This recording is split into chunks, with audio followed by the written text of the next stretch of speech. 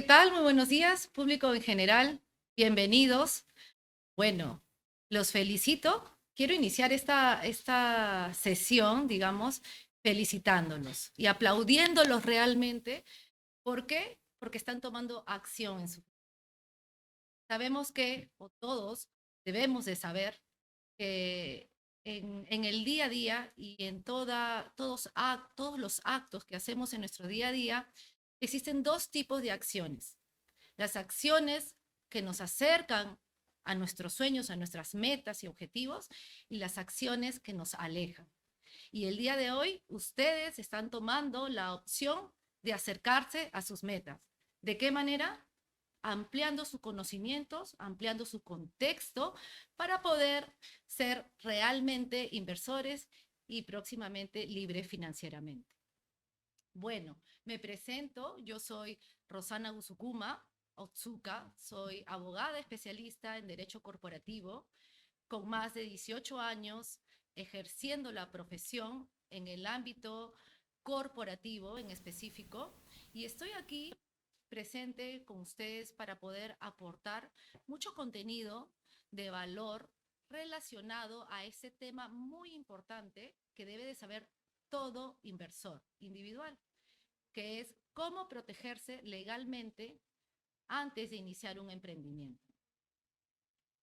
Si quieren conocer un poco más de mí, bueno, yo soy graduada, egresada de la Universidad San Martín de Porres, con la maestría en la misma casa de estudios y con diversos estudios de especialización en Derecho Corporativo. A ver, vamos a ver quiénes están conectando. Muy buenos días a todos. Sigamos conectándonos. A ver desde dónde se conectan. Teresa González, ¿cómo estás? Muy buenos días, Teresa. ¿De dónde nos saludas? ¿De dónde te conectas?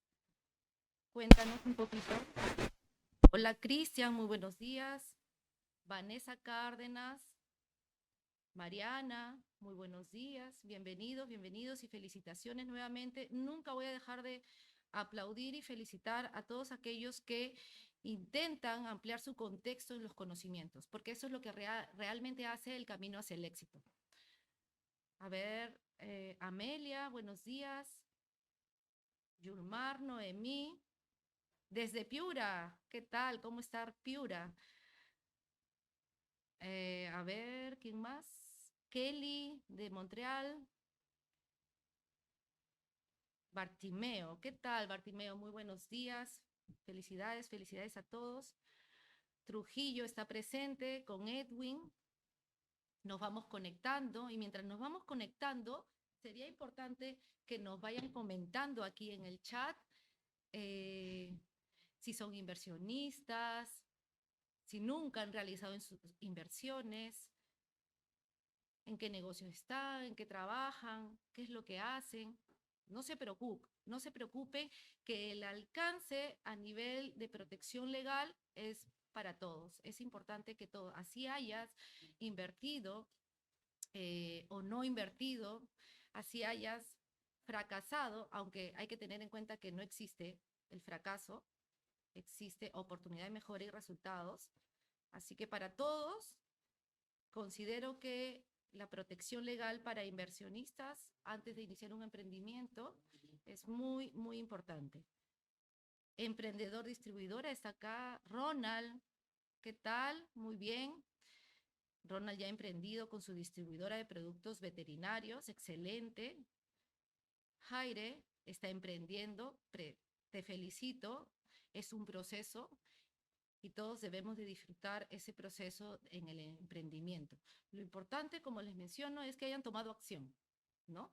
Que hayan tomado acción, que inicien su camino hacia el éxito, hacia la libertad financiera. Es un proceso en el cual va a haber altos y bajos, pero aquí estamos todos para aprender, todos para ayudarnos y también estoy yo para poder aportar a ustedes. Rubro de computación, Edwin Álvarez, computación e informática, estudiando y con proyecto de negocio de una empresa para el próximo año. Felicidades, Edwin, excelente. Está Ronnie Noriega, nos saluda desde Moyobamba. ¿Qué tal, Moyobamba? ¿Cómo está? ¿Cómo está Moyobamba en San Martín? Exacto, esa es la actitud. Listo para el éxito. ¿Quién más?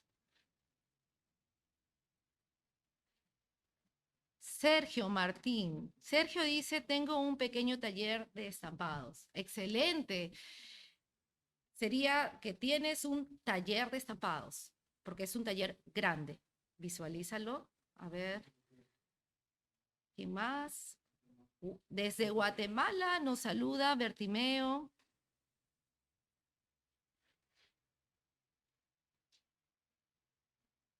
Nos dice Raquel, quiero emprender un consultorio de enfermería enfocada en pacientes con diabetes por la selva. Excelente. Sabe que nada puede quedar en la mente o como idea. Es importante que se tome la decisión, se elija y se accione hacia adelante. Vamos a aprender aquí de qué manera ustedes se pueden proteger, ¿no? Legalmente antes de invertir, antes de realizar un emprendimiento. O sea, hay varias aristas, ¿no?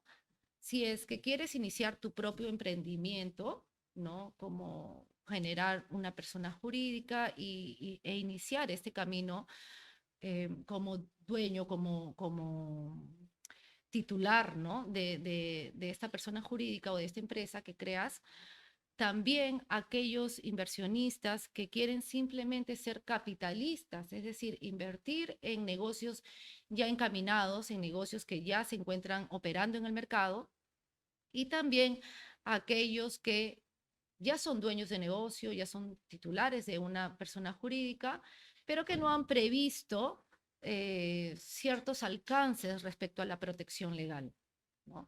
Y estos alcances de la protección legal no deben de qué preocuparse. Para todo hay una solución. Es posible regularizar, es posible renegociar algunos términos contractuales, algunos términos y condiciones que puedas ajustar con tu socio, tu partner, ¿no? Llámese como ustedes lo puedan denominar.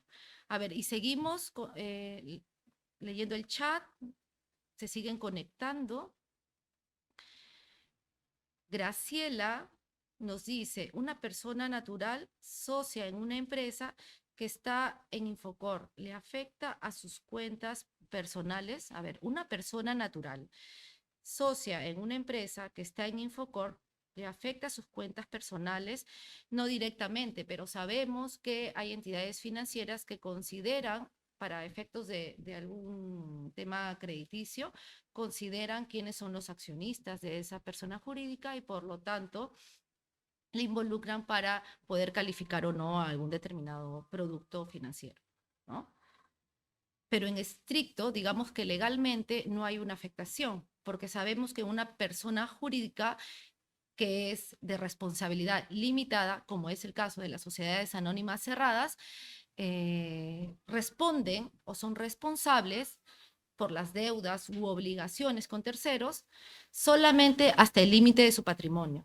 Nos estamos adelantando un poco para no dejar de responder las preguntas que me realiza. Antes de iniciar, con toda confianza pueden realizar las consultas que requieran y procedo con la absolución. Acá nos dice Ana Quiroz, tenemos un salón de belleza y queremos crecer a una tienda con academia de belleza. Excelente, todo es posible, sí, efectivamente. Hay caminos o herramientas que se deben de considerar en este proceso de crecimiento, porque hay que mapear varias aristas, ¿no? Tienes un negocio establecido, una línea más de negocio que sería la academia. Y en este caso, para ampliar la línea de negocio, sugiero, recomiendo siempre tener una estructura que corporativa, en donde se involucre mitigaciones de riesgos, en donde se distribuya correctamente el personal administrativo, al personal operativo. Entonces, es en realidad macro, que se va aterrizando punto por punto. Es como a lo que yo llamo, ¿no? A un proceso de reorganización societaria, por ejemplo, como en el caso de una fusión. No solamente se trata de hacer un procedimiento legal y dar la formalidad para que dos empresas se fusionen, por ejemplo, sino además hay que ver toda la parte del impacto operativo en los contratos que ya están, por ejemplo, vigentes, los temas con el personal, los temas de arrendamiento, contratos adicionales que puedas tener con el Estado. Entonces, es toda una programación y todo un cronograma de actividades que va a tener impacto en un proceso de reorganización, en un proceso de expansión de líneas de negocio, que sí es importante tenerlas mapeadas antes de ejecutar todo un proyecto. Pero como les digo, no se preocupen, no se asofoquen, no se compliquen, todo es aprendible, ¿no? Lo importante es que puedas tener tú como inversionista o como dueño de negocio, empresario, la condición que tengas al día de hoy, puedas tener el conocimiento general, el contexto general de algunos aspectos, ya sean comerciales, financieros, legales, para que al momento que puedas ejecutar un plan de negocio o un proyecto de negocio, tengas la habilidad o despiertes la habilidad o el criterio de identificar. Y luego cada especialista se encarga de hacer lo suyo. Pero sí es importante que como dueño de negocio y sobre todo si quieres alcanzar el éxito, puedas tener el contexto general y amplio, ¿no? Esto me recuerda mucho al tema haciendo un paréntesis, ¿no? Yo siempre me he dedicado a ejecutar temas legales, a ser la abogada y a ver completamente temas legales. Sin embargo, cuando quise ampliar mis conocimientos en el mundo, por ejemplo, de finanzas personales, que es un rubro en la cual jamás te enseñan en la escuela o en la universidad, etc., me desesperaba y me complicaba por querer saber de todo, saber de Bitcoin, de acciones, de un montón de cosas. Pero aprendí que no es necesario ser el especialista en finanzas, sino más bien tener el contexto general amplio y poder aplicarlo en el día a día, ¿no? Entonces, sí hago este paréntesis porque lo mismo sucede cuando quieres iniciar o conocer más sobre cómo encaminar tu negocio, cómo reestructurar, cómo reestructurarte, cómo hacerlo sostenible. Entonces, no debería de existir, es mi humilde consejo en realidad, no debería de existir complicaciones a nivel de querer saber o volverse especialistas en algo, sino más bien tener el contexto general. No quiero salirme del tema. Ahorita volvemos al tema. Ustedes me comentan en qué momentos estamos listos para empezar.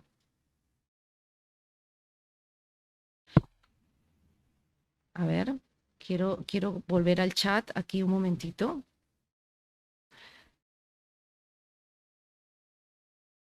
No estoy viendo sus chats.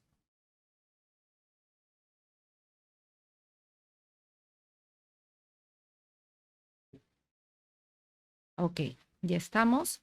Buenos días a todos. Ok, para no dilatar más el tema, mientras nos vamos conectando, mientras todos se van conectando, damos inicio. A ver, una persona con negocio pequeño teniendo RUC 10, ¿le conviene pasarse al RUC 20? Uy, es un tema muy importante, es un capítulo muy distinto a esto, pero no quiero dejar pasar esta pregunta y dejar sin absolverla, obviamente. Si tú tienes RUC 10, quiere decir que eres una persona natural con negocio. Pasar al RUC 20 significa que ya eres una persona jurídica constituida. Puedes ser tú misma sola, como una IRL, por ejemplo, o también puedes tener algún socio y puedes convertirte en una sociedad anónima cerrada. Pero tenemos dos cosas distintas. La persona natural con negocio y la persona jurídica se distinguen ¿en qué? Se distinguen principalmente, entre otras, para no explayarme, entre otras se distingue en que en el caso de una persona jurídica ya constituida, si es que es de responsabilidad limitada, cualquier obligación que tengas frente a terceros lo va a asumir esa persona jurídica, esa ficción legal creada, ¿no? La empresa como persona jurídica. Pero si tú eres una persona natural con negocio, entonces, y tienes obligaciones con terceros y no puedes cumplirlas, estos terceros van a ir contra ti, contra tu patrimonio personal, ¿ya? Entonces, eso hay que tenerlo en cuenta. Entre otros alcances que conlleva esta distinción, esa es una de las más importantes, ¿ya? Ok, perfecto. Estamos listos. Muy buenos días. Para los que no me escucharon, yo soy Rosana Usucuma. Los que no estuvieron inicialmente se estuvieron conectando. Yo soy Rosana Usucuma, soy abogada, especialista en derecho corporativo. Muchas gracias por conectarse y nuevamente felicitaciones a todos por estar presente, queriendo aprender un poco más y queriendo ampliar su contexto. El tema de hoy es la protección legal antes de invertir, ¿no? Haciendo un poco la introducción de lo que es la protección legal antes de invertir, tengo como objetivo principal el día de hoy poder coadyuvar y aportar a ustedes como inversionistas, como posibles inversionistas, a que sepan cómo proteger sus intereses en un emprendimiento, ¿no? ¿Y cómo se protege sus intereses? Lo protegemos mediante contratos claves. Aquellos contratos claves que nos permitan además establecer las reglas claras desde el inicio, evitar contingencias legales futuras y no solamente contingencias legales con terceros, sino a nivel interno, dentro del negocio, ¿no? Con su socio o con su mismo personal interno. Entonces, adicionalmente a esos contratos claves, el objetivo de hoy es que ustedes puedan entender de manera muy general cuáles son los derechos y cuáles son las obligaciones de ser inversionista y de emprender un negocio, ser parte de un negocio. Seguimos.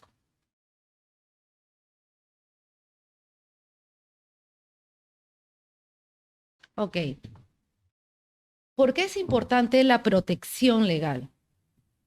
Mientras yo voy explicando, con gusto hacemos luego una pausa y podemos absorber sus consultas con toda confianza. No se preocupen, ahí en el chat van escribiendo sus consultas y luego hacemos un paréntesis. ¿Ok? Entonces, volviendo al tema, ¿cuál es la importancia de la protección legal? ¿Por qué es tan importante esta protección legal? Y siempre la recalco. ¿Por qué? Porque una persona como tú, que quiere invertir, que quiere iniciar un emprendimiento, lo que va a requerir principalmente es saber qué tan protegido está, ¿no? Va a querer saber cómo maximizar su inversión, va a querer saber cuál es en qué momento o garantizar el retorno de su inversión y que el capital invertido esté completamente resguardado. Entonces, sí es importante que puedas conocer aquellos contratos claves que luego lo vamos a detallar y vamos a hablar sobre las cláusulas que deben de tener estos contratos. Y recuerda siempre que el tema de la herramienta preventiva, o sea, que este es un tema de herramienta preventiva, pero que además, al proteger tu capital y al poder estar enfocado en el retorno de tu inversión, constituye un activo estratégico. Hay que verlo como un activo estratégico, ¿ya? Para poder realizar un emprendimiento.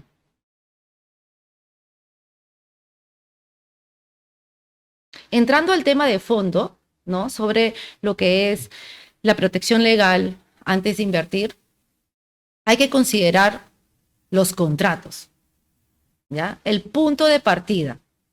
Ejemplo, yo tengo una idea de negocio, ya sé cómo desarrollar mi negocio, pero cómo la formalizo y de qué manera garantizo mi capital, mi inversión con una amiga, por ejemplo, ¿no? Con una amiga que también suma, ¿no?, en conocimientos al desarrollo de este negocio. ¿De qué manera lo formalizo? Bueno, sabemos que es por medio de la constitución de una persona jurídica, pero también sabemos que al día de hoy existen varias formas de constituir digamos, o procedimientos, ¿no? O sea, voy a la notaría, hago la minuta de constitución, elaboro los estatutos, luego se firma la escritura pública y luego se inscribe en registros públicos. Estoy hablando de manera muy general los pasos para, digamos, constituir una persona jurídica, una empresa como persona jurídica. Pero hay algo más de fondo. No es un simple formato, no es un simple estatuto en donde se consigna quiénes son las partes, en donde se consigna cuál es el capital, la dirección, el objeto social, las facultades del gerente, si es que va a tener directorio o no. Va más allá, ¿no? Va más allá de tener una estrategia. Por eso les hablé hace un momento sobre esta parte estratégica y que es un activo muy importante, ¿no? El tener en cuenta todas las aristas de inversión, aristas de protección de la inversión, aristas de salida. Yo ingreso a un negocio y cómo salgo, cómo me libero si es que las condiciones en el plazo cambian. Entonces, si yo tengo la idea de negocio, constituyo la persona jurídica, lo primero que debería de hacer es hacer un pacto de socios, ¿no? El pacto de socios es un acuerdo, un contrato entre socios, ¿ya? ¿Por qué es importante este acuerdo de socios? Es importante porque nosotros somos seres humanos y seres humanos que, si bien es cierto, tenemos ciertos conocimientos, ciertas ideas y todo el ánimo de iniciar un negocio, ¿ya? También somos seres humanos, digamos, flexibles o emocionales, o sea, tenemos emociones y estas emociones pueden cambiar, ¿no? Pueden cambiar en el tiempo.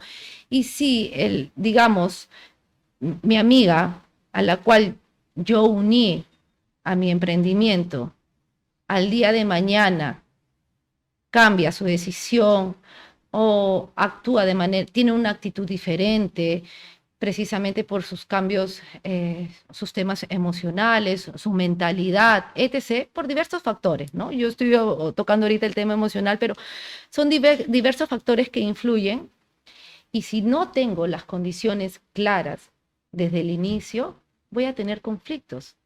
Imagínate, he podido ver a socios que han sido mejores amigos desde la infancia y que en el momento de desarrollar o emprender un negocio terminan no siendo amigos, ¿no? Y esto sucede porque efectivamente no coberturamos y no protegemos o no dejamos las cosas claras y las reglas claras desde el inicio.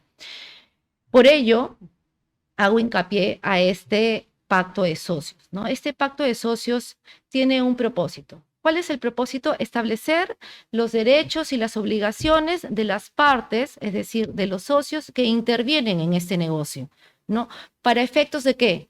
De tener un control en la toma de decisiones, para poder manejar una correcta venta o futura venta de acciones, o también para poder salirse de manera ordenada y sin conflictos de la sociedad o del negocio, ¿no? ¿Qué cláusulas claves debería de considerar en este pacto de socios? En este pacto de socios podríamos establecer, por ejemplo, como punto número 1, el derecho de preferencia. ¿En qué consiste el derecho de preferencia? Societariamente o por medio de la Ley General de Sociedades se denomina derecho de adquisición preferente en el caso de sociedades anónimas cerradas. Este derecho de preferencia permite que, si nosotros somos socios, por ejemplo, el socio A, el socio B, y si el socio A decide transferir sus acciones a un tercero, el socio B tenga la preferencia de poder adquirirlo, ¿no? Entonces hay un procedimiento legal que establece la Ley General de Sociedades para respetar el derecho de adquisición preferente. Ahora, ese derecho de adquisición preferente también puede omitirse, digamos, si es que está expresamente establecido en el estatuto, ¿no? Pero esos son ya detalles que yo les recomiendo que no. En el caso de derecho de adquisición preferente o el derecho de preferencia, que es una de las cláusulas que debería de estar en el pacto de socios, sí tenerlo en cuenta para que el socio que se queda en la empresa pueda adquirir las acciones del socio que se pretende retirar, pretende venderlos a un tercero, ¿no? Sí.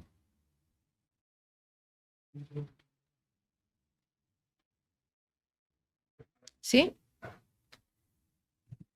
Ok, retomamos entonces. No sé si les quedó claro. ¿Les quedó claro el derecho de adquisición preferente? Este derecho de adquisición preferente sí considero que es muy importante que esté establecido, ¿no? Ya sea en los estatutos o en el pacto de socios. También un poco ahondando más ya en lo que es la preferencia de las acciones, también es importante que se incluyan las cláusulas, por ejemplo, de los efectos de la sucesión, ¿no? ¿Qué sucede si es que el socio A fallece? Nadie estamos libres, ¿no? De ese hecho o de ese suceso, y por lo tanto el socio A fallece. ¿Cómo quedan? Vienen los herederos de ese socio. Ok, pero yo, socia A, digo, bueno, yo me asocié con el socio B porque por diversas cualidades personales, ¿no? Podría ser por diversos factores, yo me asocié con él. Ese socio ya no está. Si ya no está, no quisiera que terceros con otro tipo de cualidades intervengan en mi empresa. Entonces, para evitar eso es importante que puedas considerar desde el momento uno cuáles son las condiciones de salida, ¿no? Mejor dicho, no de la salida mía como ejemplo que me he puesto, sino de la salida de estos herederos. Para eso, yo tener la preferencia de la adquisición, por ejemplo, de esas acciones. ¿A qué valor? Ese valor se puede determinar en el estatuto ya establecido, o se puede determinar en el estatuto la forma como se valorizará esas acciones para yo poder adquirirlas, ¿ya? Y existe actualmente en el mercado aquellos seguros, ¿no? Esos seguros que coberturan precisamente estos hechos, ¿no? De sucesiones, ¿ya? Para que en caso de fallecimiento el seguro pueda pagar a los herederos y por lo tanto ya no formen parte de la persona jurídica o de la empresa, ¿no? Entonces, ya hablamos del contrato, de una de las cláusulas importantes y claves del contrato, que es el derecho de preferencia. Ahora vamos a otra cláusula que debe de considerarse en este contrato, este pacto de socios, que es el derecho de arrastre, ¿no? O el drag along, ¿no? Como lo llamamos nosotros. ¿En qué consiste el derecho de arrastre en sí? Digamos que yo soy una inversora que ya formo parte de una empresa, pero soy minoritaria, tengo el 5 o el 10% de las acciones. Y existen otros socios o accionistas que son mayoritarios. Si estos accionistas mayoritarios son o toman la decisión de vender las acciones, de vender la compañía, o sea, de vender la empresa en su totalidad, en el 100%, me estarían afectando, ¿no? Porque yo como minoritario no tengo un voto, digamos, valga la redundancia, mayoritario para poder tomar ese tipo de decisiones. Entonces, se establece en las cláusulas de este acuerdo de socios que de suceder este caso, de que los accionistas mayoritarios decidan vender todas sus acciones, yo me obligue. Ojo, yo me obligue, no es que yo tenga la facultad, sino que yo como accionista minoritario me obligue. ¿Qué está pasando ahí? Los accionistas mayoritarios me están arrastrando a mí como accionista minoritaria para que también vendan mis acciones. Y por lo tanto, yo no dificulte la operación de la venta de la totalidad de las acciones de la empresa, es decir, la venta de la compañía completa. ¿Ya? Ese es un derecho de arrastre que sí es posible considerarlo como parte de las cláusulas del pacto de socio. Otro tema a considerar como cláusula es el derecho de acompañamiento. Este derecho de acompañamiento en realidad responde a la siguiente pregunta. Responde a la pregunta de qué sucede si los mayoritarios quieren vender sus acciones. Ojo, una cosa es vender la empresa, que es el derecho de arrastre que les mencioné, que en sí conlleva a la venta de acciones, obviamente, y otra cosa es vender sus acciones de manera particular a terceros. Entonces, mientras que en el derecho de arrastre, yo como accionista minoritaria me encuentro obligada, ¿no? Soy arrastrada, como bien su nombre lo dice, soy arrastrada por los mayoritarios a vender las acciones.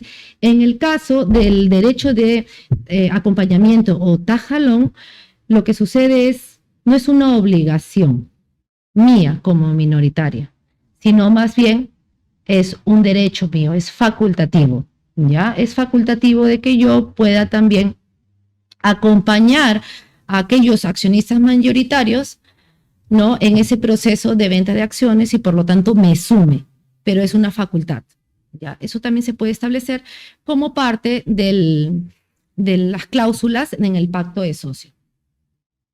Y hablamos entonces, resumiendo, que dentro de lo que es la protección legal, tenemos que tener en cuenta los contratos. ¿Qué contratos? El pacto de socio. Este pacto de socio que se debe considerar las cláusulas más importantes, el derecho de preferencia, el tag along, ¿no? Como es el caso del derecho de arrastre, el derecho de acompañamiento, que es el tag along. Y hay otro derecho, que es, o mejor dicho, otra cláusula, que es la cláusula antidilución. ¿En qué consiste esta cláusula antidilución? En realidad es lo que nosotros denominamos o llamamos en el mundo del derecho societario a que los accionistas no puedan ser licuados, ¿no? Que los accionistas minoritarios tengan los mismos derechos y no puedan, o sea, no puedan ser diluidos. Y para ese efecto se establece también las cláusulas claras en el pacto de socios. Si bien es cierto, se puede haber manejado esas cláusulas en el estatuto, ¿no? Pero muchas veces, y sabemos todos y somos conscientes que en los estatutos se incorporan cláusulas generales. Normalmente a las empresas que hemos podido revisar y hemos podido ver sus propios estatutos manejan los temas generales y regulamos todo lo específico en el pacto de socios, en este pacto de socios donde precisamente se establecen estas cláusulas. Ya hablamos entonces de la cláusula de dilución. ¿Qué otro contrato tenemos? A ver. El pacto de socios y el contrato de inversión o contrato de préstamo convertible. ¿Qué quiere decir el contrato de inversión y el contrato de préstamo convertible? A diferencia del pacto de socios, ¿no? Que también podría manejarse para todo tipo de inversionistas. Me refiero a todo tipo de inversionistas, ya estés iniciando tu propio negocio, ya estés encaminado o ya estés como parte inversionista en un negocio ya incorporado o simplemente quieras ser un inversionista capitalista. En cualquiera de esos escenarios también se maneja el pacto de socios, pero también se maneja un contrato de inversión o contrato de préstamo convertible. ¿Qué quiere decir? Como su nombre lo indica, inversión, capital. Yo inyecto un capital a una empresa, a una persona jurídica ya constituida. Yo me quiero incorporar. Entonces, ¿de qué manera me incorporo? Puede ser con un aporte, porque la empresa está necesitando liquidez, y justo se me dio la oportunidad y digo, ok, hago un escaneo de esa empresa, cómo está financiera, legal y contablemente, y digo, ok, yo inyecto, yo aporto, yo quiero ser inversora, quiero ser accionista, y a cambio de eso me dan acciones. Es una forma directa de aportar, pero también puedo aportar mediante un préstamo convertible. Es decir, yo presto dinero a la empresa con la posibilidad de que esa deuda o esa cuenta por pagar que se genera de la empresa se convierta en acciones, ¿no? Entonces, el paso es, yo presto, no sé, 100.000. Establezco un contrato de préstamo convertible. Ese contrato de préstamo convertible debe de tener las condiciones claras, como son los plazos, intereses, etc., ¿no? Que son los más importantes para considerar la conversión. ¿Y en qué momento se va a formalizar esa conversión? Es decir, en qué momento, en vez de devolverme el dinero que yo he prestado, me lo devuelven en acciones. Y por lo tanto, me convierto en accionista de la persona jurídica o de la empresa a la cual yo he prestado el dinero. Y también es importante que tomen en cuenta que no todo debería de quedar ni en palabras, ni en un simple correo o ni en ningún chat. Hay situaciones que se coordinan por esos medios, ¿no? Pero cuando hablamos de ese tipo de inversiones, por más mínima que sea, tienes que considerar tu contrato formalizado o con firmas legalizadas o por escritura pública ante notario público. ¿Sí? La formalidad es sumamente importante porque el día que me incumplan, yo no voy a poder o no voy a tener las herramientas necesarias y los medios de prueba necesarios para poder hacer frente a un reclamo, a un proceso judicial, etc. ¿Ya? Entonces, sí es importante que consideren los contratos, las formalidades. A veces muchos empresarios, realmente muchos empresarios que tienen amistades, que tienen familias, que obran en un círculo de confianza, me dicen, no tengo el contrato. Yo digo, bueno, ahora ¿cómo te ayudo? El camino es este, ¿no? A, B, C, pero te va a tomar tanto tiempo, ¿no? Sin embargo, si ya tienes algún documento que puedas tú sustentarlo como medio de prueba, nosotros los abogados podemos viabilizarlo de manera más ágil, ¿ya? Y la recomendación es que precisamente con los amigos, con las familias, es donde las cosas más claras deben de estar y más formalizadas, ¿no? Precisamente para evitar ese tema de fricción y de conflictos con los familiares y amigos, ¿no? Porque ahí es donde vienen los inconvenientes. A ver, un receso, un poco de agua.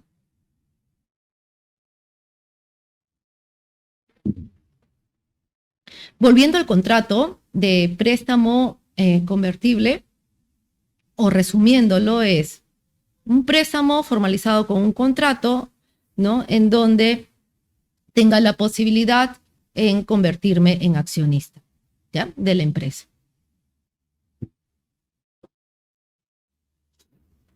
¿Qué otro tipo de contrato? ¿Qué pasó?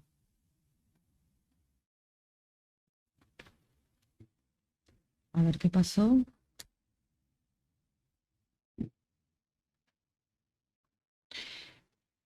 El tercer, digamos, el otro tipo de contrato sería el contrato de confidencialidad y no competencia. ¿Por qué es importante este contrato de confidencialidad y no competencia?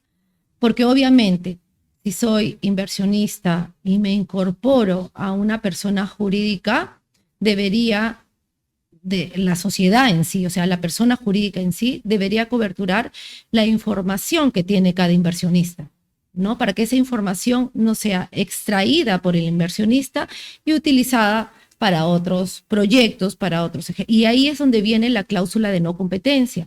Esta cláusula de no competencia que implica las cosas claras al inversionista de que uno no pueda realizar otro tipo de inversiones, por ejemplo, ¿no? No inversiones del mismo rubro o del mismo core de negocios con terceros, ¿no? O cláusulas de no competencia que no se asocie con terceros para efectos o no utilice la información. Bueno, ya se establece una serie de condiciones en ese contrato de confidencialidad y no competencia, incluyendo las penalidades, los procedimientos para la aplicación de penalidades, pero acá en el tema de confidencialidad y no competencia, sí hay que considerar lo que es la tecnología, lo que es TI, ¿no?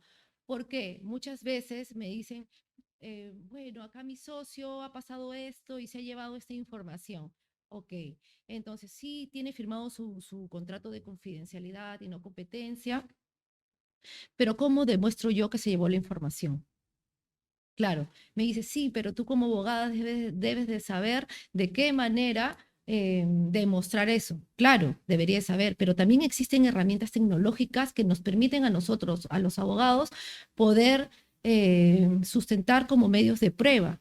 Por eso que sí es importante también que se invierta en lo que es tecnología, para poder nosotros tener las herramientas y decir, tengo el medio suficiente para acreditar que este señor o este socio se llevó la información de la empresa y lo utilizó para tal y tal y tal, ¿no? Entonces, considérenlo, sabemos que todos los que muchas veces iniciamos en el camino del emprendimiento con el sueño de hacer un determinado negocio y ser exitosos en esta vida, queremos optimizar costos, ¿no? Pero esa optimización de costos tiene que ser parte de un análisis costo-beneficio, obviamente, ¿no? Porque lo que te puede resultar ahora una mitigación de costos, más adelante te puede resultar más costoso. Entonces, sí es importante invertir en este tipo de herramientas para poder garantizar el tema de la confidencialidad y no competencia. ¿Qué otro contrato tenemos? El contrato de compra-ventas de acciones. ¿Ya? Este contrato de compra-ventas de acciones es principalmente para formalizar la venta de las acciones de la empresa al inversor, ¿no? En el caso de qué manera lo formalizamos, sabemos que existe un procedimiento legal ya establecido por la Ley General de Sociedades para la transferencia de acciones. Principalmente está referido a lo que les comenté hace un momento sobre el derecho de adquisición preferente, ¿no? Si es que yo soy inversor y quiero comprar acciones de determinada empresa, lo que debería de hacer como inversor diligente es precisamente, primero, revisar los estatutos de esa compañía, ¿no? De esa empresa, para ver qué es lo que establece, pedir información si es que tiene impactos de socios, no tiene impacto de socios, información adicional, muy aparte de lo que es el due diligence. ¿Para qué? Para garantizar que la venta de acciones hacia mi persona se realice cumpliendo todas las formalidades establecidas en el estatuto y establecidas en la Ley General de Sociedades, que se haya respetado el derecho de adquisición preferente de los demás accionistas, en el caso se haya establecido ese derecho de adquisición preferente, que se haya respetado los plazos establecidos por la Ley General de Sociedades, porque existen plazos y formalidades establecidas. Entonces, yo debería de cuidar diligentemente de esos aspectos. Además de que, ¿no? Además de establecer en un contrato de transferencia de acciones el precio, lo que son los plazos, formas de pagos, obligaciones, garantías, no es un simple contrato, ¿no? La transferencia de acciones no es un simple contrato, se tienen que establecer todas las cláusulas de garantía, principalmente de aquellas contingencias que pueden haberse generado a lo largo de la operación o la operatividad de esa empresa, empezando por la parte contable y tributaria, por ejemplo, la parte laboral.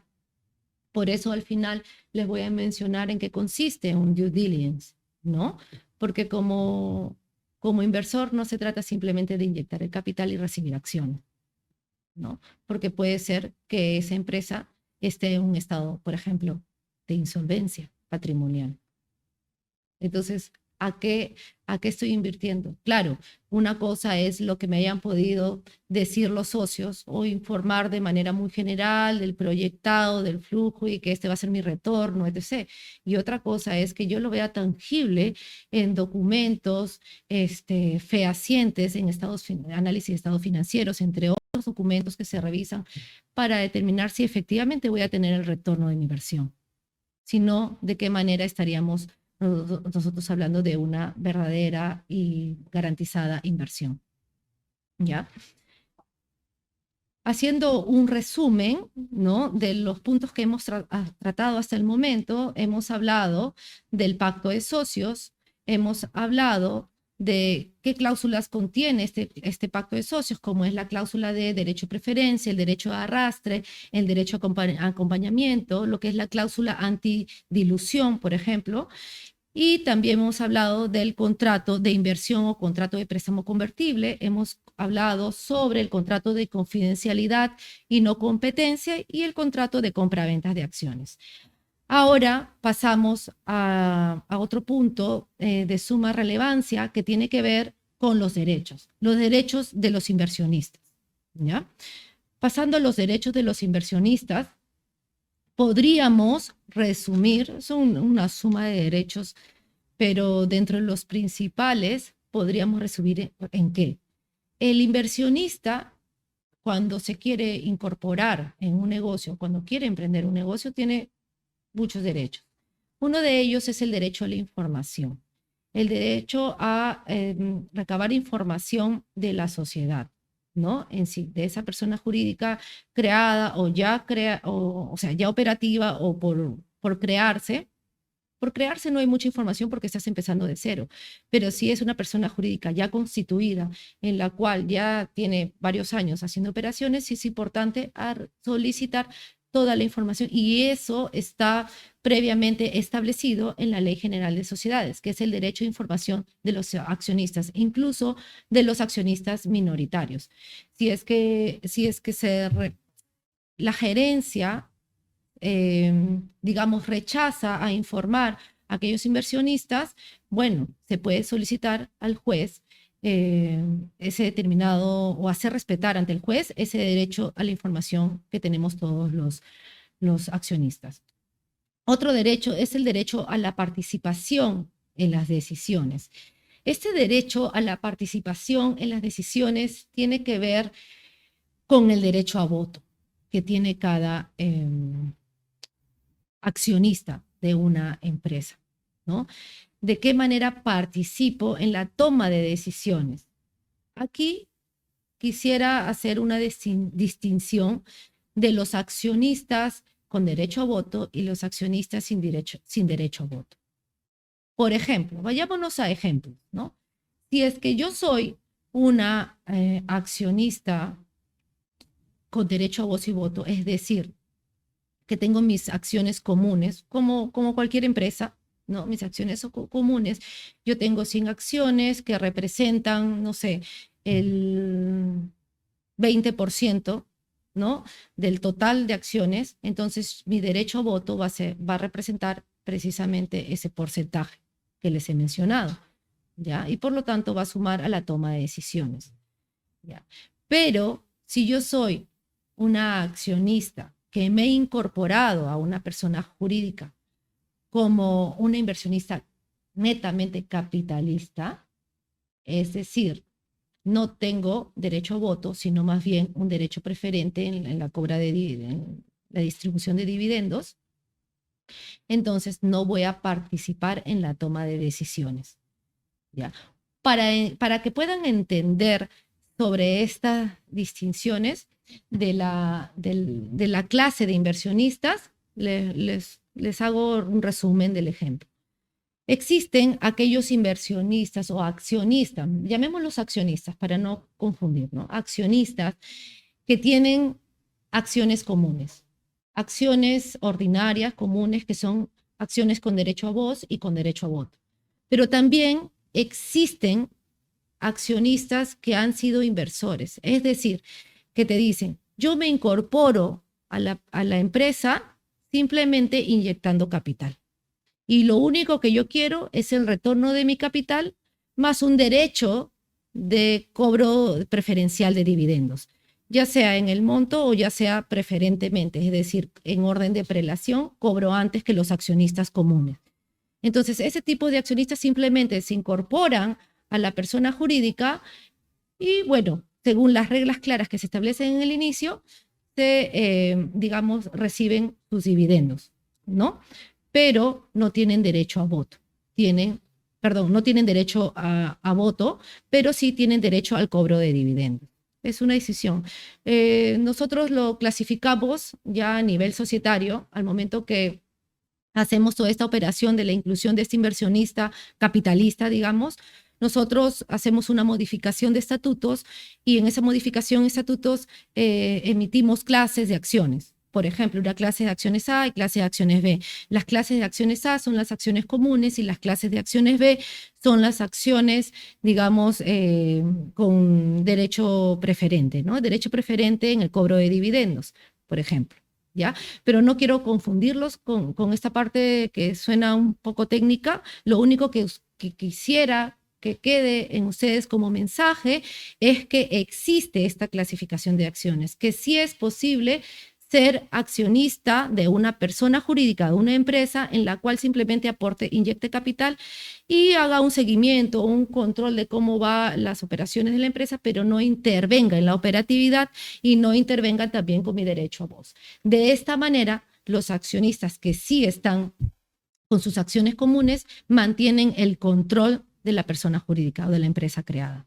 Ya, espero no haberlos confundido, es una distinción que quisiera que la tengan clara, si no me escriben por el chat y lo vamos aclarando punto por punto. En un breve momento hacemos una pausa para absolver, digamos, algunas consultas. Ya, antes de pasar a las obligaciones, hacemos la pausa para un poco poder absolver todas las preguntas que nos están haciendo. ¿Ya? Bueno, hablamos del derecho de información, el derecho a la participación en las decisiones.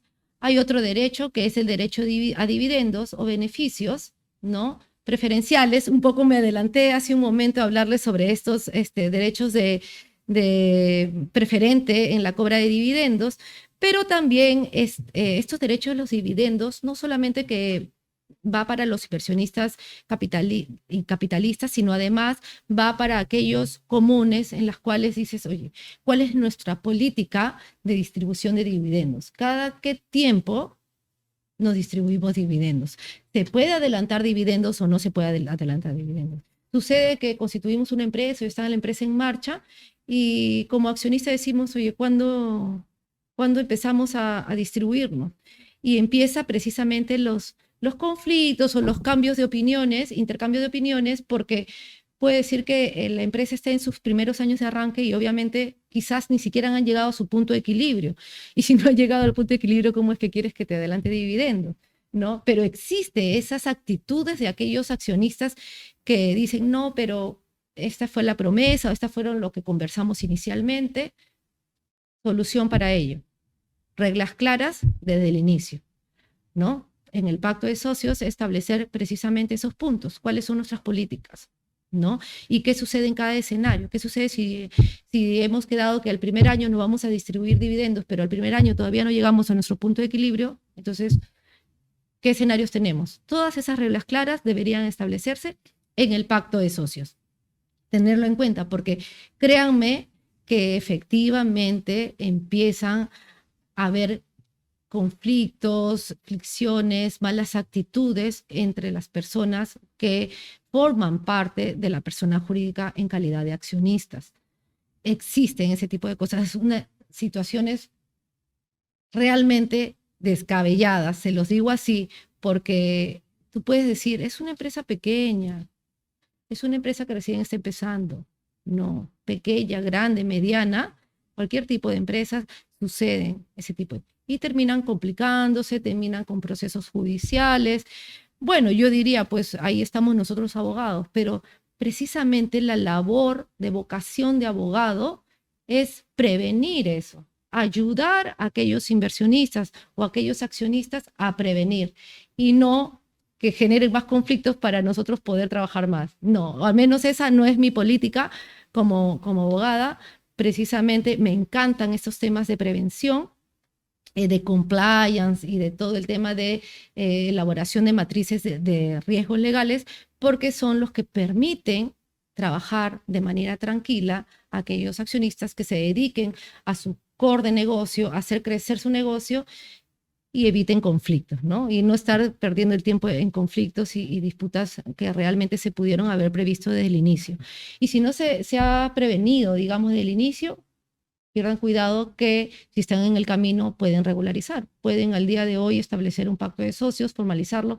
El pacto de socios es un documento vinculante, obligatorio para todos los accionistas. ¿Ya? Siempre me desvío un poco, pero es porque realmente me apasiona. Ok, seguimos con los derechos. Hablamos del derecho de dividendos, que es lo último que les toqué, y tenemos el derecho de salida o desviación. ¿En qué consiste este derecho de salida o no de desviación, de desinversión? Este derecho creo yo que es el más importante, ¿no? ¿Por qué es el más importante? Porque yo digo, ok, al día de hoy todo perfecto, llegué a un buen acuerdo con mi amiga o con mi amigo o con mi familiar, con quien sea, con un tercero. Llegó a un acuerdo, nos asociamos, constituimos la empresa, hemos establecido las reglas, creo que claras, ¿no? Pero yo digo, una vez que esté ya subida al barco, ¿cómo me salgo? ¿Cuáles son los escenarios de salida?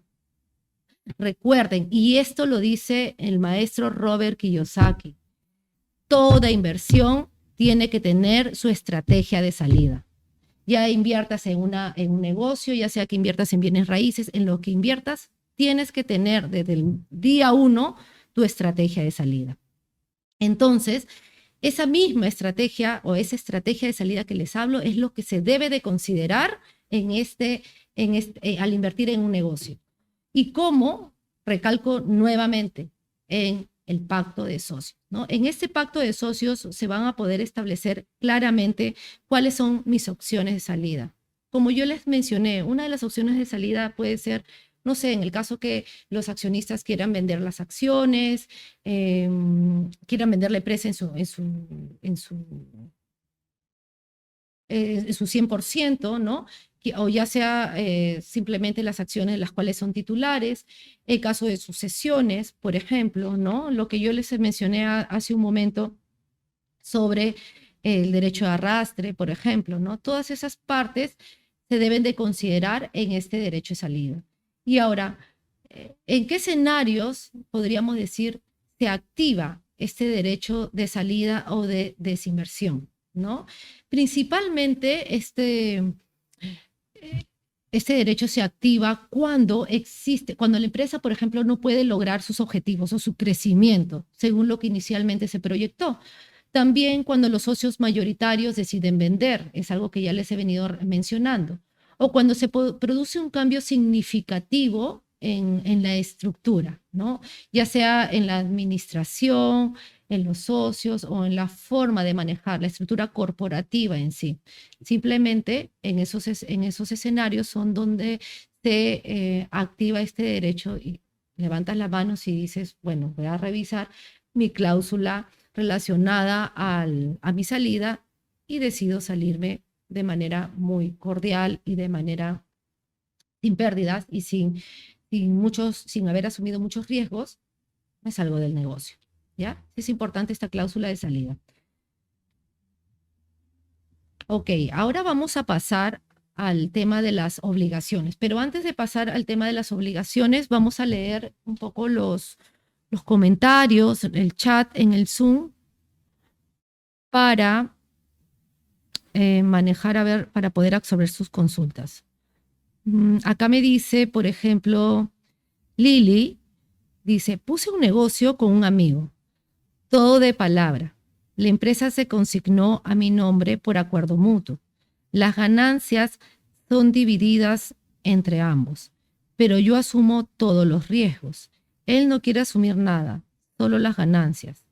Después que nos asociamos de palabra, él se casó. Ok, acá en este comentario, más que pregunta, yo te recomendaría que regularice. Lili, sienta, todo es posible, mírame, con el diálogo, con la buena comunicación efectiva, es posible llegar a buenos acuerdos. O a veces es mejor llegar a un acuerdo que no beneficie a todos que a un mal acuerdo. O que no llegar, perdón, es mejor un mal acuerdo que no llegar a ningún acuerdo. Y tú estás haciendo crecer ese negocio. Estás operando y apostando por el crecimiento sostenible de tu negocio. Por lo tanto, no puedes dejar en la incertidumbre, ¿no?, el tema de cómo van a manejar la distribución, ¿no? No sé si es que este negocio lo estás viendo como persona natural con negocio o tienes una persona jurídica ya constituida, ¿no? Si es que es con persona natural con negocio, obviamente estás asumiendo el 100% de los riesgos. Y yo te recomendaría que desde ya trates de llegar a un acuerdo, ¿no? Porque estás asumiendo el 100% de los riesgos, incluso con tu patrimonio personal. Pero si estás como una persona jurídica, no sé qué tipo de persona jurídica serás, si es que estás como una IRL, porque me dices que tienes el 100%, ¿no? Se consignó el nombre de acuerdo, o sea, el total a tu persona. Estoy suponiendo de que puede ser una IRL donde tienes el 100%, también estás asumiendo, ya no con tu patrimonio personal, pero estás asumiendo como IRL, digamos, los riesgos, ¿no? Todos los riesgos frente a terceros. O la responsabilidad también.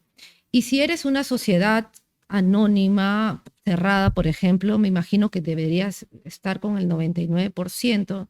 No sé cuál es tu situación, me estoy poniendo en esos escenarios, pero sí debería regularizarse.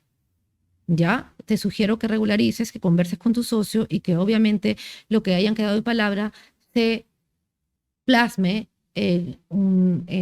ya sea en, no sé, la constitución de la empresa, se incorpore como accionista, se transfiera parte de las acciones según la situación, digamos, societaria en la que te encuentres. ¿Ya?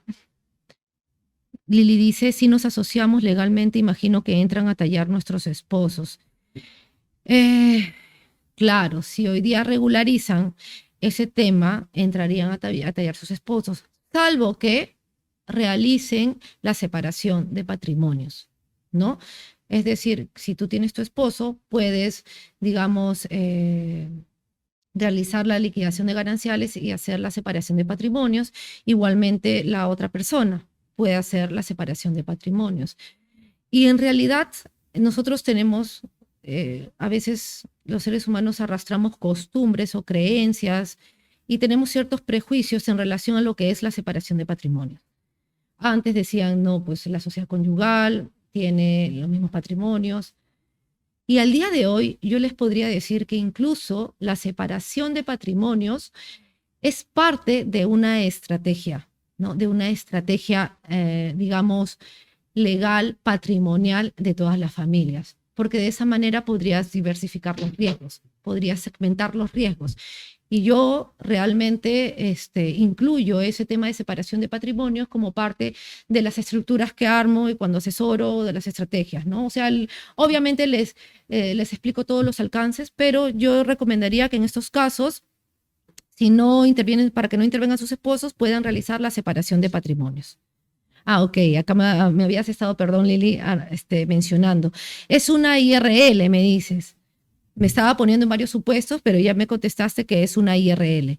Si es una IRL, para todo hay solución, Lili.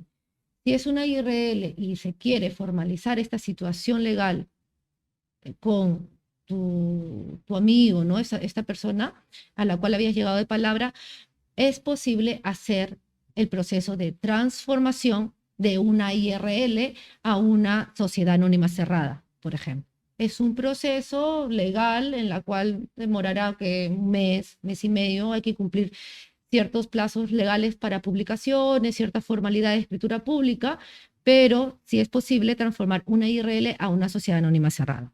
¿Ya? Hola doctora, muy buenos días. ¿A qué número de celular puedo llamar a una consulta personalizada, por favor?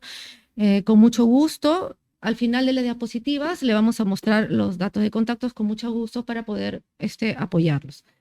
Dice, ¿y se ha sacado préstamos bancarios personales a favor de la empresa? Lili, ella misma me está consultando. Sí, obviamente. Entonces, la responsable es la persona jurídica, la IRL. ¿Ya? Salvo que hayas firmado como persona natural, como fiadora solidaria o algún tipo de garantía personal, ahí sí involucra tu patrimonio personal. ¿Cómo diferenciar si ser una SA o una sociedad anónima cerrada? Ok, las sociedades anónimas pueden ser sociedades anónimas ordinaria, que es la SA, las sociedades anónimas abiertas. Las sociedades anónimas abiertas es para aquellas empresas que cotizan en bolsa, por ejemplo. Y las sociedades anónimas cerradas se caracterizan por ser sociedades de capital. ¿Qué quiere decir? Donde hay movimiento, donde no hay muchas restricciones, por ejemplo, para la transmisibilidad de acciones, en donde se vuelve una sociedad muy dinámica. Ahora, la sociedad anónima y la sociedad anónima cerrada, en realidad, tienen el mismo contexto, digamos, o características propias que establece la Ley General de Sociedades, ¿ya? Con el mínimo de 2 y el máximo de 20 accionistas para el caso de sociedades anónimas cerradas, por ejemplo. Y las sociedades anónimas ordinarias se rigen por las mismas reglas, ¿no? Las mismas reglas establecidas, las mismas reglas generales de la Ley General de Sociedades, ¿ya?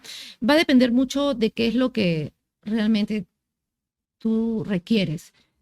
O sea, es importante conocer un poco cuál es tu propia necesidad, qué es lo que quieres con este emprendimiento que deseas impulsar, si es que quieres permitir a futuro incorporación de nuevos accionistas. Si es así, por ejemplo, mucho más factibles son las sociedades anónimas cerradas, ¿no? Porque no hay muchas limitaciones para ciertos aspectos.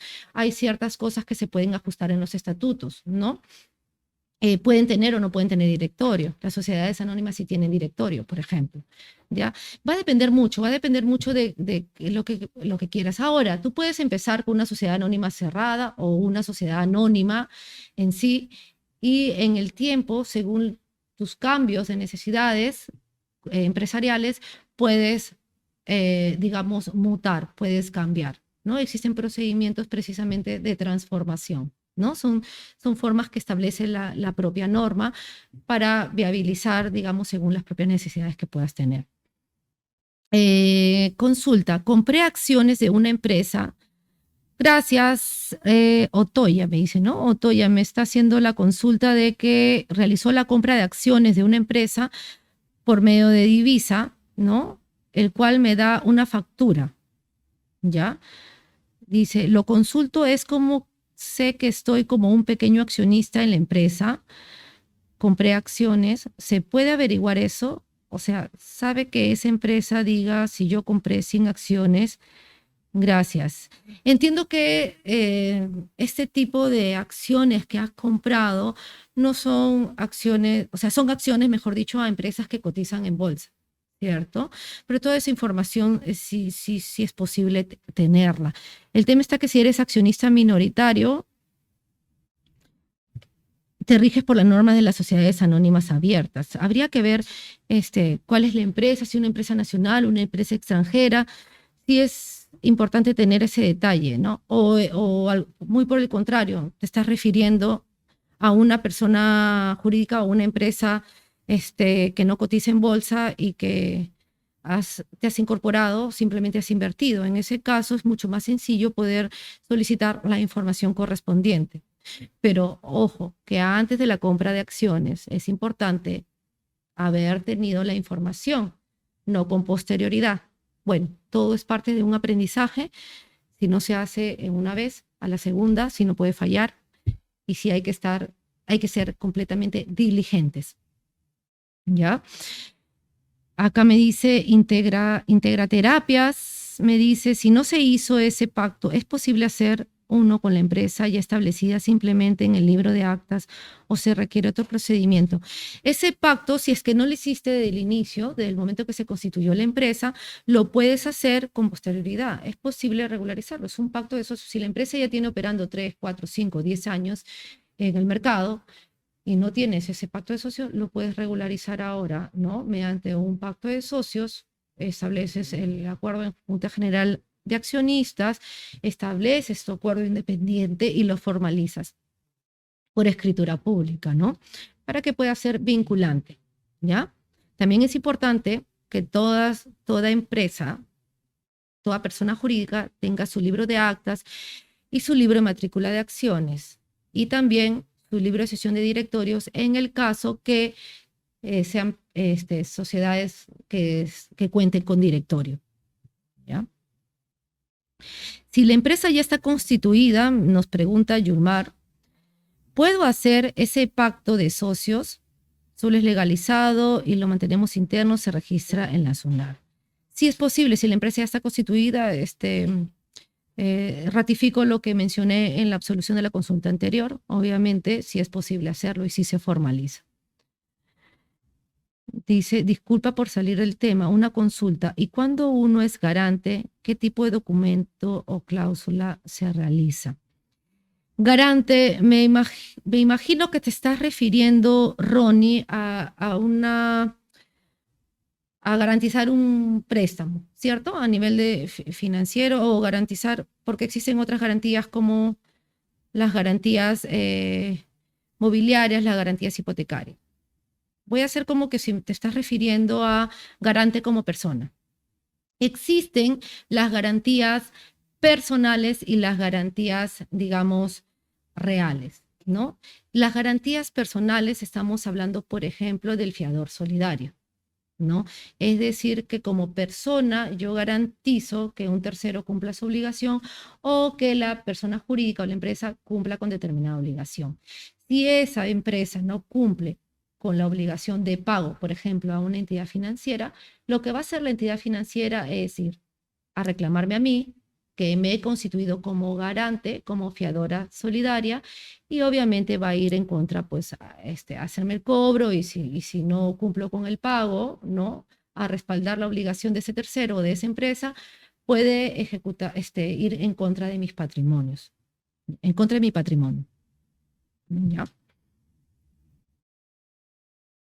Me dice también Gustavo, buenas tardes, me parece que el audio está muy bajo. No sé si ya sé. Ok, gracias. Si quisiera hacer una SAC, mi esposo, yo y una tercera persona que es solo accionista de capital, ¿cuál es el proceso para hacer nuestro pacto de socios? Ya, dice si quisiera hacer una SAC. Primero que si son sociedades conyugales, la sociedad conyugal actúa como una sola, digamos, persona, sino que un solo cónyuge actúa en representación, ¿no? De la sociedad conyugal para efectos de constituir una persona jurídica. Los socios, los esposos entre sí no pueden ser, digamos, accionistas, salvo que tengan separación de patrimonios, ¿ya? Pero si como sociedad conyugal se van a asociar, van a formar una sociedad con una tercera persona, entonces esta tercera persona que va a ser el accionista, llamémoslos inversionista porque me dices que va a inyectar capital, ¿cuál sería el proceso? Si es que recién están por constituir, es en el proceso de constitución de empresa en las cuales se establece, digamos, los estatutos y los términos generales. Podrían hacer en ese mismo estatuto los puntos específicos o también podrían tratar los puntos específicos que hemos mencionado el día de hoy en un pacto de socios, ya muy aparte, pero puede ser en ese momento, no hay ningún problema. Pero si ya está constituida, entonces el procedimiento sería que este nuevo accionista se incorpore a la sociedad ya constituida. ¿De qué manera se puede incorporar? Puede ser que ustedes como sociedad conyugal o como socios, no sé cómo estén, digamos, legalmente ahorita, le vendan las acciones, parte de las acciones a un determinado precio con una prima de capital o no, o si no, que si no es esa venta de acciones, que él se incorpore inyectando capital y la sociedad emite acciones. ¿Cuál es la figura legal ahí? La figura legal es el aumento de capital por nuevos aportes e incorporación de accionista. ¿Ya? Son esas modalidades, ¿no? Pero sí es posible, es un procedimiento, en ambos casos son procedimientos legales que tienen que ser por escritura pública, ¿no? E inscripción en registros públicos. Inscripción en registros públicos, ojo, que es en el caso de la constitución de la empresa, en el caso de la formalización de un aumento de capital. Pero si es una transferencia de acciones, por ejemplo, de una sociedad anónima cerrada, es decir, ustedes deciden transferirme acciones, yo que me quiero incorporar y le compro acciones a ustedes y ya soy parte de la sociedad, esa transferencia de acciones no se inscribe en registros públicos, porque la transferencia de acciones en las sociedades anónimas cerradas es privada, digamos, donde consta registrada esa referencia de acciones en el libro de matrícula de acciones. Se reputa titular y propietario de esas acciones a quien aparece en el libro de matrícula de acciones. Ahora, ¿de qué manera se le da seguridad jurídica a esa operación? Se le da seguridad jurídica, primero, respetando todo el procedimiento que establece tu estatuto y tu ley general de sociedades para el derecho de adquisición preferente de acciones. Dos, elaborando tu contrato de transferencia de acciones, elaborando tu acta de Junta General de Accionistas en donde apruebas la transferencia de acciones, y legalizando el contrato, obviamente, de transferencia de acciones, o si no, escriturando ese contrato de transferencia de acciones, es decir, elevarlo a escritura pública vía notarial, ¿ya? Eso es para darle mayor seguridad jurídica a la operación y garantizando que quede registrado en el libro de matrícula de acciones. A ver, es muy distinto un contrato de inversión y un contrato de mutuo dinerario. A ver, sí, ¿por qué es distinto? Mira, el contrato de mutuo dinerario, el mutuo préstamo, si queremos hablar estrictamente de una distinción legal, el contrato de mutuo está, digamos, es un contrato típico, establecido y regulado en nuestro Código Civil, ¿no? El contrato de un inversionista es una denominación y podríamos llamarlos contratos atípicos, ¿no? No está establecido como tal pero es posible, porque al final un contrato termina siendo un acuerdo de voluntades de partes en donde establecen los términos y condiciones que no vulneren, obviamente, el orden público ni las buenas costumbres y todo lo que nos establece el Código Civil al respecto. Pero es distinto porque un contrato de mutuo implica, ¿sabes qué? Yo te presto dinero bajo ciertas condiciones. Tú me devuelves el dinero en el plazo estipulado, bueno, según el cronograma, según la tasa de interés que pactemos, ¿no? Eso es un contrato de mutuo, ¿ya? Pero un contrato de inversionista, si te estás refiriendo específicamente al mutuo o préstamo convertible, o sea, que yo presto dinero para luego convertirme en accionista, es un contrato atípico que obviamente se establecen las condiciones claras. Además de las condiciones del préstamo, tengo que establecer las condiciones de cuándo me voy a convertir en accionista, las condiciones de, bueno, en plazo y en dinero también, ¿no? O sea, si es que voy a generar algún interés mientras no me convierta en accionista, cómo va a ser la distribución de los dividendos, si voy a convertirme en accionista de clase A, como les comenté ahora, que tenga derecho a voz y voto, o voy a ser simplemente un inversionista capitalista, en donde voy a tener preferencia en el cobro de dividendos, por ejemplo. Todos esos temas se establecen en el contrato de inversionista, llamémoslo inversionista, algunos le llaman contrato de préstamo convertible, otros lo llaman simplemente contrato, ¿no? Un contrato, un acuerdo puro, en donde, porque lo más importante es el contenido, lo que hayas pactado, ¿no? En dicho contrato, ¿ya? La ley me permite formar con mi esposa una SAC. No, estimado Miguel, no les permite. La sociedad conyugal no, salvo que realicen su separación de patrimonios. Y es algo que deberían de evaluarlo ustedes que quieren estar en este mundo del emprendimiento, en el mundo de las inversiones. Los que ya hemos pasado ese proceso sabemos que nuestra mente tiene que estar abierta y tenemos que ver todas las oportunidades.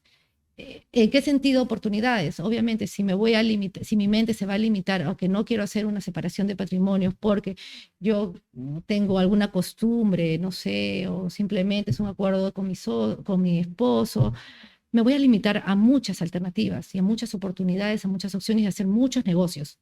Ojo, entonces sí es importante que lo tomen en cuenta para efectos de su planificación, su estrategia como empresarios, ¿no? Porque ahora ya van a querer estar en el mundo del emprendimiento, luego al principio van a hacer de todo, luego van a migrar a ser empresarios, en donde ya solamente empiezan a delegar y hacer que su negocio funcione y trabaje solo, ¿no? Entonces, sí no es posible hacerlo como sociedad conyugal. Doctora, estoy por abrir una casa de apuestas y cómo puedo hacer sobre los documentos. Bueno, si es una casa de apuestas, es importante que desde el inicio puedas tener, digamos, tu matriz, ¿no? O sea, es decir, todo lo mínimo necesario a nivel normativo que deberías de cumplir, ¿no? Para operar como casa de apuestas. Porque, ojo, no solamente tiene que ver con una constitución de empresa o que en el estatuto al momento de constituir establezcas el objeto social, sino además si es que está sometido a ciertas regulaciones sectoriales o especiales. En este caso, entiendo que las casas de apuestas son supervisadas por la Unidad de Inteligencia Financiera, ¿ya? Y obviamente tienes que implementar todo tu sistema de prevención de lavado de activos, ¿no? Tienes que tener tu oficial de cumplimiento, este oficial de cumplimiento va a poder detectar las operaciones sospechosas, las operaciones inusuales, etc. Bueno, tienes que manejar todo mapeado, ¿no? Todo tu checklist de cumplimiento normativo para evitar precisamente contingencias legales, multas, etc. ¿Qué significa ser coaccionista de un hotel? Bueno, el término coaccionista, simplemente es que eres un accionista más. A ver, si lo equiparo a un copropietario, es que un copropietario es también propietario de un inmueble, ¿no? Tiene acciones y derechos respecto de un determinado porcentaje del inmueble, ¿no? En el caso de las sociedades, coaccionista en estricto no podría haber, porque las acciones son indivisibles. O sea, las acciones en sí de una persona jurídica son indivisibles. Por lo tanto, no puedes tú ser coaccionista. El término coaccionista creo que si te lo están mencionando en un hotel, quiere decir de que estás invirtiendo simplemente en cierta cantidad de acciones, ¿no? En donde hay muchos accionistas o múltiples accionistas, pero cada accionista con determinado número de acciones. No que, por ejemplo, si yo tengo 10 acciones, esas 10 acciones la va a tener mi amiga y yo. O sea, así como que, como coaccionista, como alícuotas, no. ¿No? Son indivisibles. ¿Ya? No sé si me entendiste, no sé si quedó claro, me vuelves a preguntar qué punto no puede haber quedado claro. Estoy a punto de abrir una tienda online con un amigo. ¿Qué norma rige al respecto? Asimismo, ¿qué tipo de contrato debo de tener? O sea, si estás a punto de abrir una tienda online, entiendo que si es con tu amigo, vas a formalizar una persona jurídica, ¿no? Debes de tomar en cuenta, obviamente, las normas societarias, que es la Ley General de Sociedades, pero además en este tipo de negocios debes de tomar en cuenta, por ejemplo, lo que tiene que ver con la normativa de la Ley de Protección de Datos Personales, ¿no? Todo lo que es la protección a la privacidad, todo lo que es el recabo de datos personales. Tienes que también tomar en cuenta los derechos del consumidor, según el Código de Protección al Consumidor, porque existen pues normativas y sanciones también que es regulado por el INDECOPI. ¿Ya? Hay que tomar en consideración varios aspectos normativos dentro de lo que es un e-commerce, ¿no? Aparte de las normativas tributarias y laborales, obviamente. No sé cómo vas a manejar tu tema logístico, ¿no? Entonces, dependiendo de cómo vas a operar, hay que tomar en cuenta la parte laboral, tributaria, la parte estrictamente societaria, la parte regulatoria, la parte administrativa que tiene que ver con los consumidores y datos personales. ¿Ya? Ok, creo que no hay más preguntas. Estamos con la última. Gracias por la explicación. Ronnie me dice, muchas gracias, Ronnie. Espero haberlos ayudado en absorber de manera concreta y correcta sus preguntas, igual siempre con apertura para poder escucharlos y poder ayudarlos, ¿no? A tener el contexto general y a poder encaminar y acompañarlos en este proceso de aprendizaje y de emprendimiento. Recuerden que nuestro mayor activo es nuestra mente, es nuestra educación. Y nosotros tenemos que estar con mucha apertura para recibir todo tipo de información y poder, pues, obviamente, encaminarnos y tomar acciones hacia lo que realmente queremos y lo que realmente nos hemos planteado como meta. ¿ya?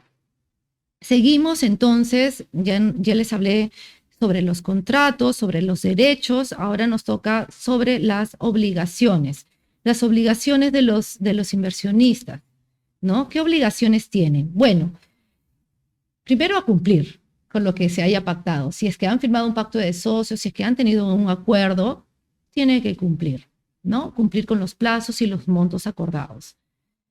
Otro punto a tomar en cuenta es la confidencialidad. Ya de cara como inversionista, yo tengo la obligación de mantener la confidencialidad de la información de la empresa a la cual me he incorporado o he constituido o me he incorporado, ¿no? Porque ahí ya viene con un tema pues de información estrictamente que tiene que ver con el know-how del negocio y que definitivamente implicaría un perjuicio, ¿no?, a la empresa en el caso que yo como inversionista pueda sacar esa información y utilizarla pues para terceros o para armar otra compañía por medio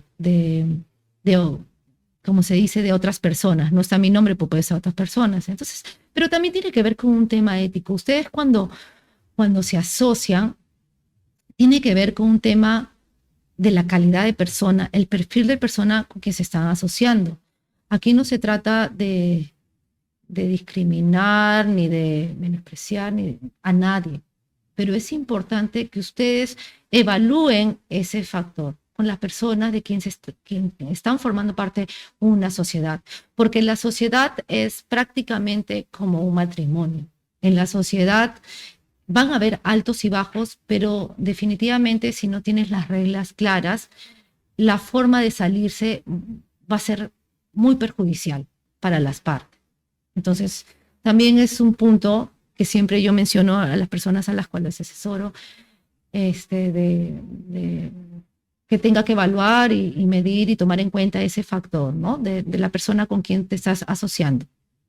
Ya, porque al final el cumplimiento o no de determinados acuerdos va a depender mucho de eso, ¿no? Porque he visto casos también de que por más que tengas tu acuerdo de confidencialidad, tengas las herramientas para hacer efectivo, por ejemplo, ese acuerdo de confidencialidad, por más que haya cláusulas de penalidad, igual a ese socio no le interesa nada y dice, ok, que me demanden, que me hagan, pero ya te desgasta, y hay un desgaste en tiempo, en esfuerzo, un desgaste mental, emocional, intranquilidad, que no te va a permitir continuar y hacer crecer tu negocio, ¿no? Entonces, por eso también hago hincapié que es muy importante este factor de la actitud y la personalidad propia de la persona con quien te estás asociando.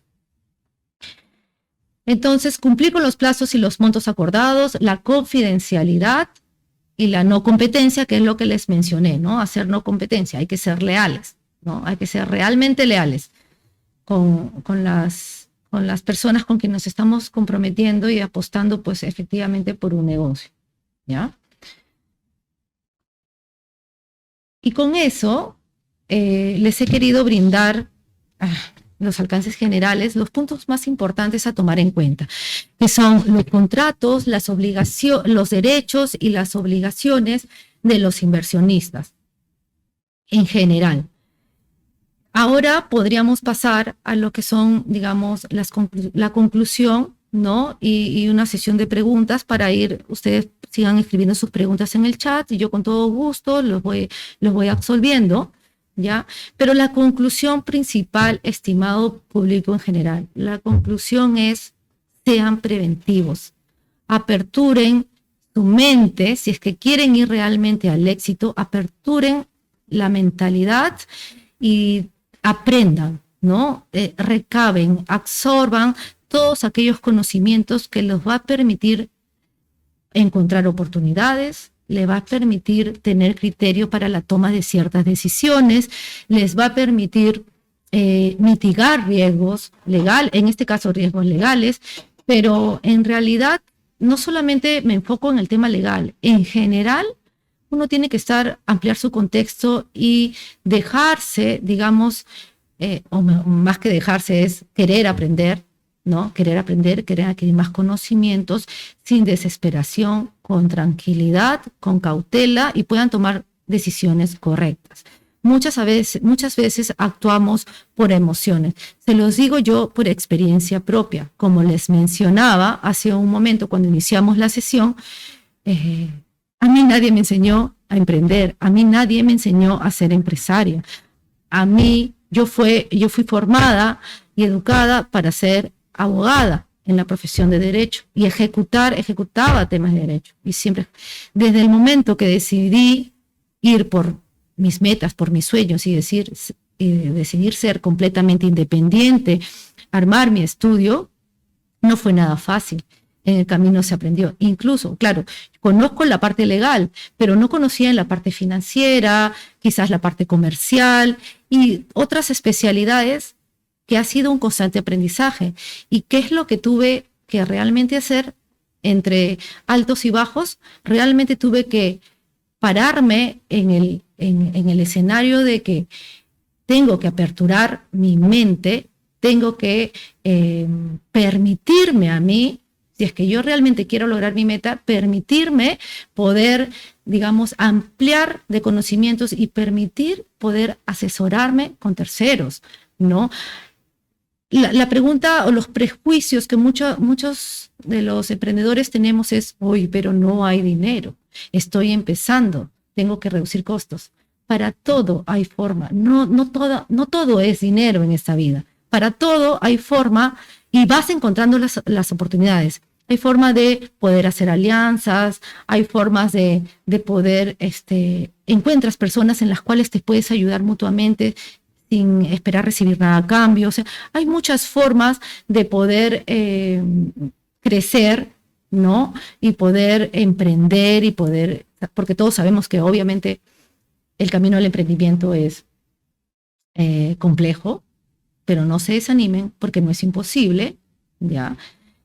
Y luego ya los quiero ver en la etapa de que ya no son emprendedores, sino ya están en camino a ser empresarios.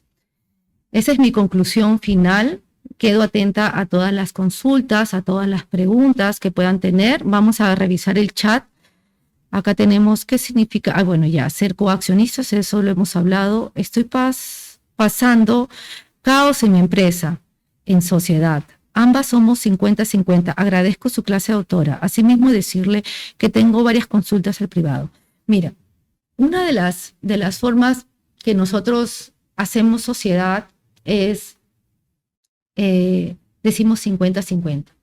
Porque decimos es lo más equitativo, las dos hemos tenido la idea y vamos 50-50, ¿no? Pero lo que yo sugiero es que antes de llegar a ese acuerdo de constituir una sociedad, digamos 50-50, puedan hacer un checklist o una lista de específicamente cuáles son las cualidades que cada persona va a aportar a la sociedad. O sea, hay que ser realmente objetivos. Aquí no tiene nada que ver que tú eres mi amiga y soy tu amigo y 50-50, sí, porque vamos a ser felices todo el tiempo. No. Hay que ser sumamente objetivos, cosas claras, amistades duraderas. Entonces, tienes que hacer tu checklist en donde contemples todas las cualidades y todo lo que tú vas a aportar, ya sea intangible, que tiene que ver con tu conocimiento, tiene que ver con tus habilidades propias, o sea tangible, digamos, aportes en algún determinado bien o en suma de dinero, ¿no? Entonces, haces un checklist y haces una calificación de efectivamente cuánto corresponde o no. Ahora, si tú no vas a estar 50-50, pero ambos quieren ganar igual, hay otras formas de distribuir o estructurar. Por ejemplo, ok, vamos a un 60-40, un 70-30, y la diferencia es porque tú vas a trabajar más, ok, vas a trabajar más, pero, o si quieres ganar lo mismo, perdón, se establece una remuneración, ¿no? ¿Por qué les digo? Porque muchas veces existen disputas cuando existe un 50-50. Jamás se van a poder llegar a poner de acuerdo si es que existen conflictos. Si es que son fáciles de intercambiar opiniones y ceder, sí podría llegarse a acuerdos. Pero si ninguna de las dos personas ceden, entonces no se ponen de acuerdo. ¿Quién va a tener que decidir en determinado acuerdo societario? Es el juez.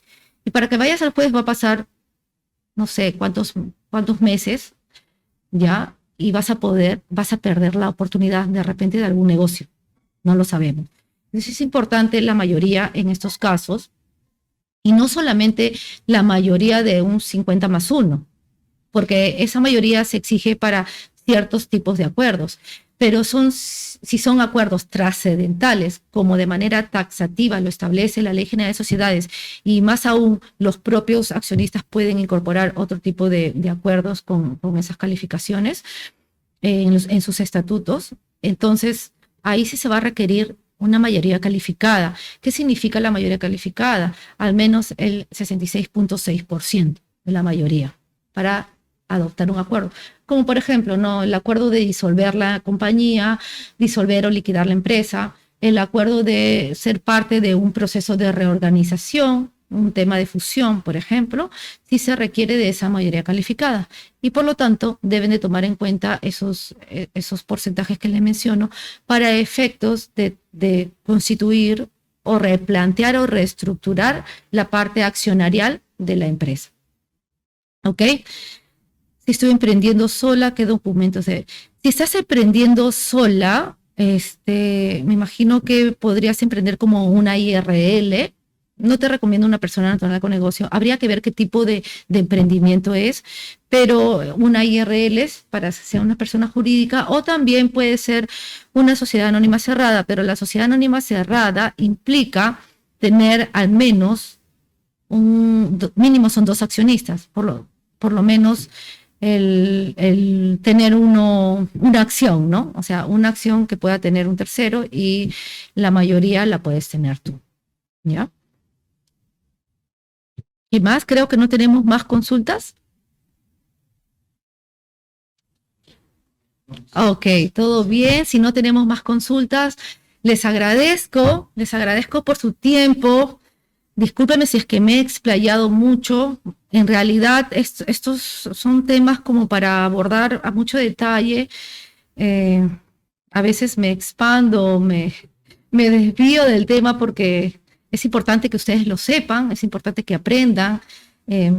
Quizás en otra oportunidad vamos a poder ahondar a detalle cada punto específico. Por ejemplo, un tema enfocándonos netamente en lo que es pactos de socios, disgregando, haciendo un ejemplo de qué llevaría un pacto de socios, punto por punto, cuáles son los pros, los contras, las implicancias, según casos prácticos, ¿no? Porque ya con tantas empresas que a veces hay tantos casos, entonces todo eso se vuelve casuística y lo podemos conversar. Igual con los otros puntos de cómo constituir empresas, cómo hacer una incorporación de un accionista, mediante qué modalidades existen, cómo es el préstamo convertible, cómo me incorporo con nuevos aportes. Uy, una cantidad de infinidad, pero no se pongan intranquilos, que estamos acá para aprender en conjunto, así como ustedes aprenden de mí. Yo estoy completamente segura que aprendo mucho de ustedes tan solo con las preguntas que hacen acá, porque me empiezan a rebobinar la mente y acordarme de todos los casos y estar en constante, pues, constante movimiento en mi mente, ¿no? Aprendo mucho de ustedes, todos somos, digamos, estamos aquí para ayudarnos, para aportar. Les agradezco enormemente por su tiempo y los felicito nuevamente por estar aquí presentes y por tomar acción en sus vidas para su gran reto y cumplimiento de sus metas. Muchas gracias. Rosana Gusukuma, de Gusukuma Abogados SAC.